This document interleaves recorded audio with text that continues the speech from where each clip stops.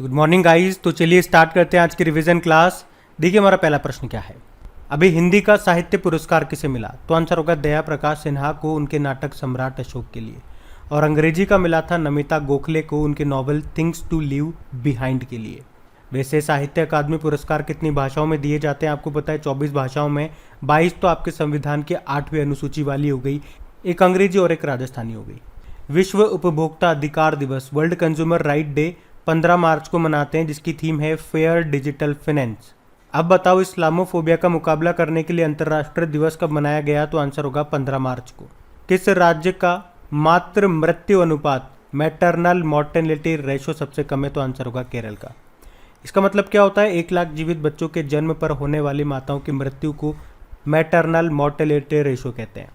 और वैसे international mother language day कब मनाया जाता है? तो 21 फरवरी को। बताओ नई राष्ट्रीय शिक्षा नीति 2020 को किस समिति की सिफारिश पे शुरू किया गया था? के कस्तूरीरंगन।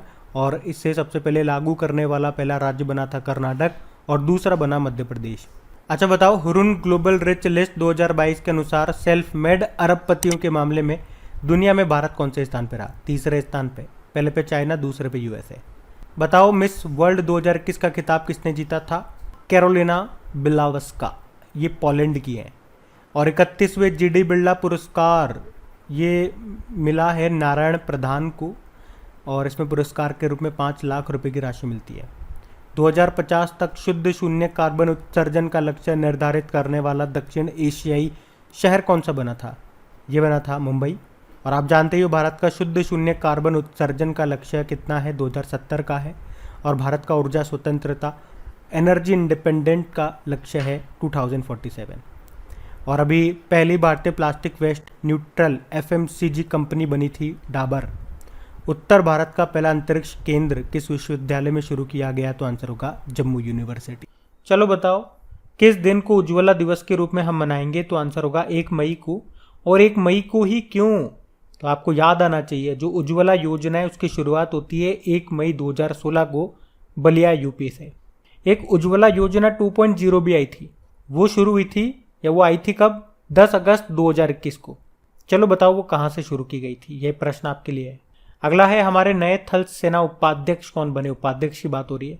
आंसर होगा बीएस राजू। वैसे हमारे थल सेना अध्यक्ष कौन है? Army chief Manoj Pande. और राजू से आपको याद आएगा हमारे जियोलॉजिकल सर्वे ऑफ इंडिया के अध्यक्ष का नाम है डॉक्टर एस राजू। ये भी नया अपॉइंटमेंट था। अगला है तेंदुए के संरक्षण में उनके योगदान के लिए किसे व्हीटली गोल्ड अवार्ड मिला? तो आंसर होगा चारुदत्त मिश्रा को। और विश्व पशु चिकित्सा दिवस 2022 की थीम क्या है? Strengthening veterinary resilience. और ये मनाते कब है? अब अप्रैल के आखिरी शनिवार को। इस बार हमने 30 अप्रैल को मनाया ये दिन। अमित शाह अणी भजापची वच्चल नाम की बुक को किसने लिखा? डॉक्टर ज्योत्सना कोल्हाटकर ने। और इसे महाराष्ट्र के पूर्व मुख्यमंत्री रहे देवेंद्र फडणवीस ने लॉन्च किया। मतलब ये जो बुक है ना, आपको भाषा से लग रहा होगा ये मराठी संस्करण है। किस बुक का मराठी संस्करण है?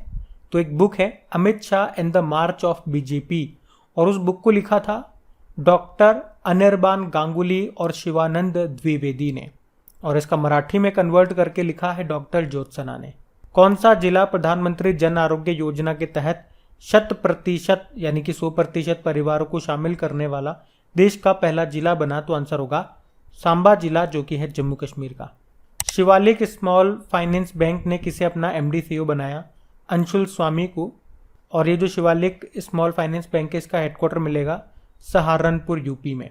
और अगर आपको याद हो तो हम लोगों ने पढ़ा था कि स्मॉल फाइनेंस बैंक में बदलने वाला पहला सहकारी बैंक बना था शिवालिक मर्केंटाइल कोऑपरेटिव बैंक। तो ये cooperative bank small finance bank में बदल गया, वो यही है शिवालिक वाला। अगला है किस बैंक ने वरिष्ठ नागरिकों के लिए एक नया फीचर लॉन्च किया था? बैंक ऑफ बड़ौदा आंसर होगा। उस नई सुविधा का नाम था bank of Baroda world gold. चलो बताओ किसे इंडिफिट टेक्नोलॉजी का सलाहकार बनाया गया? तो आंसर होगा रजनीश कुमार को। अंतर्राष्ट्रीय जैज दिवस 2022 हम मना रहे हैं 30 अप्रैल को। इसकी थीम थी a call for global piece and unity. अगला देखते हैं। चलो फिर बताओ अंतर्राष्ट्रीय श्रम दिवस कब मनाया गया? तो आंसर होगा 1 मई को मनाते हैं।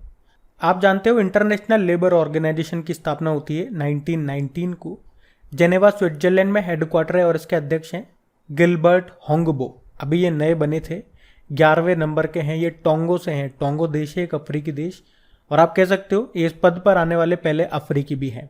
और अगर मैं आपसे पूछूं, इंटरनेशनल ये जो लेबर ऑर्गेनाइजेशन है इसे नोबेल पीस पुरस्कार भी मिल चुका है। कब मिला? 1969 में। और हाँ, अभी जो 2022 में नोबेल पुरस्कार मिले हैं उनका ट्रिकी वाला वीडियो हमने बना करके अपलोड कर दिया है। अगर आपने वो वीडियो नहीं देखा तो वो ज़रूर देख लेना, अगर इन नामों को आप याद करना चाहते हैं, क्योंकि ये प्रश्न आपके एग्जाम में आएंगे। तो आपसे वो एक नंबर मिस न हो तो उसके लिए आप वो 15-20 मिनट का वीडियो देख लेना। और उसकी क्विज भी बना करके अपलोड कर दी गई है आपके करेक्ट एग्जाम एप्लीकेशन में। अगर वीडियो देख लिया तो दो चार दिन में वो क्विज लगाते रहना, जब भी आपको समय मिल जाए ना, जैसे भी। और समय इन चीज़ों के लिए, क्विज वगैरह के लिए ऐसा निकाला करो जैसे आप खाना खाने बैठ गए, खाना खा के बैठे हुए हो, छत पे घूम रहे हो, एक आध क्विज ऐसे ही लगा लिया, बस पता भी नहीं लगेगा, क्विज भी लग जाएगी, प्रैक्टिस भी हो जाएगी और आपका समय भी बर्बाद नहीं होगा। देखो अगला प्रश्न हमारा, किस देश ने लॉक्ड शील्ड 2022 साइबर रक्षा अभ्यास जीता? तो आंसर होगा फिनलैंड ने जीता। फिनलैंड जिसकी कैपिटल हेलसिंकी है, झीलों का देश इसको कहा जाता है। और इस रक्षा अभ्यास को आयोजित किसने किया था? नाटो ने। कहाँ पे? एस्टोनिया में। आपको याद होगा एक वर्ल्ड हैप्पीनेस इंडेक्स आया था 2022, उसमें भारत तो 136 नंबर पे था, टॉप पे यही देश था फिनलैंड। चलो बताओ, किस राज्य ने सिद्धलिंग स्वामी जयंती को एकीकरण दिवस के रूप में मनाने की घोषणा की? तो आंसर होगा कर्नाटक ने। और आप जानते हो, और एकीकरण से आपको याद आएगा, एक तो होता है यूनिटी डे, एकता दिवस, जो हम 31 अक्टूबर को मनाते हैं, और एक इंटीग्रेशन डे होता है, एकीकरण दिवस, जो 19 नवंबर को मनाते हैं भारत में। अगला है, पीवी सिंधु ने एशिया बैडमिंटन चैंपियनशिप में कौन सा मेडल जीता? तो आंसर होगा ब्रोंज मेडल। ये चैंपियनशिप मनीला फिलीपींस में हुई थी। पीवी सिंधु टोक्यो ओलंपिक 2020 में ब्रोंज जीता था इन्होंने। और आपको याद हो तो इनके ऊपर एक बुक भी लिखी गई है, shuttling to the top the story of PV Sindhu. किसने लिखा? वी कृष्ण स्वामी ने लिखा है। अभी सैयद मोदी बैडमिंटन टूर्नामेंट 2022 जो कि लखनऊ में हुआ था, उसमें भी वुमेन सिंगल का टाइटल जीता इन्होंने। स्विस ओपन बैडमिंटन 2022 का भी टाइटल इन्होंने ही जीता था। अगला है, किसे पेरू सरकार के द्वारा सर्वोच्च राजनयिक पुरस्कार से सम्मानित किया गया? आर्देशिर बीके दुबाश को। कौन सी भारतीय अभिनेत्री हैं जो इस वर्ष जूरी के सदस्य के रूप में कान फिल्म फेस्टिवल में पार्टिसिपेट लिया? दीपिका पादुकोण ने कान फिल्म। अगला है कि अंतरिक्ष उपग्रहों के खिलाफ मिसाइल परीक्षणों पर प्रतिबंध लगाने की घोषणा करने वाला पहला देश कौन सा बना? अमेरिका। फसल वर्ष 2022-23 के लिए घोषित खाद्यान्न उत्पादन लक्ष्य कितना रखा? 328 मिलियन टन। कृषि मंत्री हमारे नरेंद्र सिंह तोमर हैं। एशिया के सबसे बड़े अंतर्राष्ट्रीय खाद्य और आतिथ्य मेला आहार 2022 का आयोजन स्थल कौन सा है? तो आंसर होगा नई दिल्ली। अगला बताओ, शेंझाओ 13 ये किस देश का सबसे लंबा मानवयुक्त अंतरिक्ष मिशन है? तो आंसर होगा चाइना का। इसमें 183 दिन बिताए चीन के अंतरिक्ष यात्रियों ने। चलिए अब कल के करंट अफेयर्स को रिवाइज करते हैं। तो बताओ, अर्थशास्त्र का नोबेल पुरस्कार 2022 किसने जीता? बेन बर्नानके, डगलस डायमंड और फिलिप डायबविगो। अगला है, इंटरनेशनल हॉकी फेडरेशन ने men's player of the year किसे चुना? हरमनप्रीत सिंह को। और महिला वर्ग में फेलिस अल्बर्स को, ये डच प्लेयर हैं, नीदरलैंड की हैं। अभी इंटरनेशनल हॉकी फेडरेशन ने वर्ष 2021-22 का सर्वश्रेष्ठ पुरुष गोलकीपर किसे चुना था? पीआर श्रीजेश को, तो पुरुषों में। महिलाओं में सविता पूनिया को, जो कप्तान भी हैं। और इंटरनेशनल हॉकी फेडरेशन ने अभी rising star of the year 2021-22 में किसे चुना था? और इंटरनेशनल हॉकी फेडरेशन ने rising star of the year 2021-22 चुना था महिलाओं में तो मुमताज खान को, और पुरुषों में टिमोथ क्लेमेट को, ये फ्रांस के हैं। सितंबर माह के लिए ICC women of the month का अवार्ड किसने जीता? हरमनप्रीत कौर ने। और men's player of the month Pakistan के मोहम्मद रिजवान चुने गए। विश्व डाक दिवस कब मनाया गया? वर्ल्ड पोस्ट डे 9 अक्टूबर को। थीम है पोस्ट फॉर प्लेनेट। किसने कुआलालंपुर में 2022 IBSF विश्व बिलियर्ड्स चैंपियनशिप में गोल्ड जीता? पंकज आडवाणी ने। गल्फ ऑयल लुब्रिकेंट्स की ब्रांड एम्बेसडर कौन बनी? स्मृति मंदाना। ये पहला मौका होगा जब कोई महिला क्रिकेटर इस ब्रांड का प्रचार करेंगी। शीर्ष स्तरीय फुटबॉल में 700 क्लब गोल दागने वाले पहले फुटबॉलर कौन बने? Cristiano Ronaldo. 700 गोल किए मतलब इन्होंने। अक्टूबर 2022 में आतंकवाद विरोधी समिति की एक प्रमुख बैठक के लिए भारत किस शहर में यूनाइटेड नेशन सिक्योरिटी काउंसिल के राजनयिकों की मेजबानी करेगा? तो मुंबई में और दिल्ली में। मुलायम सिंह यादव का निधन हो गया। किस पार्टी के संस्थापक थे? समाजवादी पार्टी के थे ये। उत्तर प्रदेश के पूर्व मुख्यमंत्री मुलायम सिंह यादव नेताजी के नाम से फेमस थे, निधन हो गया इनका। आपको याद होगा अभी तेलंगाना के जो मुख्यमंत्री है चंद्रशेखर राव, अभी उन्होंने अपनी पार्टी का नाम TRS से बदल के BRS कर दिया, मतलब तेलंगाना राष्ट्र समिति से भारत राष्ट्र समिति कर दिया।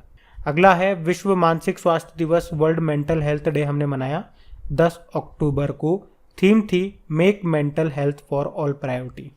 तो ये था आज का आपका रिवीजन वाला सेशन। अगर अभी तक आपने इसको लाइक नहीं करा तो प्लीज़ लाइक कर देना अगर अच्छा लगा तो, और शेयर करना मत भूलना। Thank you.